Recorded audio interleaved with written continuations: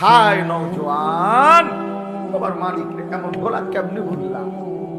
বানানেওয়ালা কি এভাবে ভুলে গেলা? এক মায়ের 2 বছরের দুধ খাওয়াইছে যে মা, মার স্বপ্ন এই ছিল তোমারে 2টা বছর দুধ পান করাইয়া। মার বুঝি এই স্বপ্ন ছিল যে তুমি 16 বছরে সারাদিন উদা মোবাইল টিপবার বেডি চাইবা। মা তোমার এই জন্য দুধ পান করাইছিল।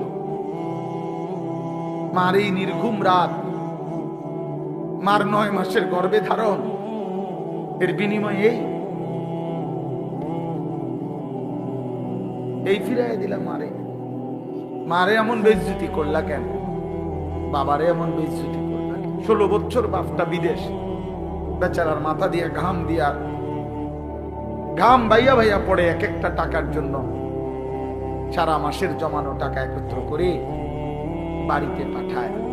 আজকে 16 বছর বিদেশ করে, 18 বছর বিদেশ করে ওই বেচারা তোমার জন্য, স্ত্রী ছেলে মেয়ের জন্য এতটা কষ্ট কোরবানি স্বীকার করে। বিনিময়ে বাপ তুমি সারাদিন শুধু নারী ছবি, বন্ধুদের আড্ডা আর একটা ওয়াক্ত সেজদা দিবা না। এই জন্যই তোমার বাবার 16 বছরের বিদেশ। আমার দোস্ত, আমার নওজোয়ান, একটা ছেলে হইলেও বুঝো, একজন হইলে আমার সাহেব, একজনই বুঝো।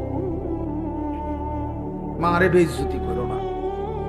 এখন সিদ্ধান্ত নাও। এখন আজ রাত বলো, রাতের 12:30 বাজে, অন্ধকার রাত, মধ্যরাত পার হয়ে গেছে। এই মুহূর্তে মহান আল্লাহ পাক রব্বুল আলামিন অর্ধরাতের পরে প্রথম আসমানে নেমে এসে বান্দাকে তালাশ করে খুঁজে, আর আল্লাহ ডেকে বলে, আলা মিন মুস্তাগফিরিন ফাগফির লাহু, আয় না বান্দা, মাফ চা আমার কাছে, আমি এখনই মাফ করে দেব।